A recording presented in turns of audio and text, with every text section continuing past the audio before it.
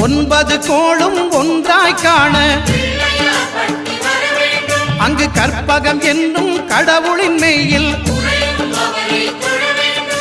சூரியன் முதலாய் 9 கிரகமும் பலவித குணங்களை கொண்டிருக்கும் எங்கள் கற்பக தருவில் அவை வரும்போது ஒன்றாய் சேர்ந்து பலனளிக்கும்.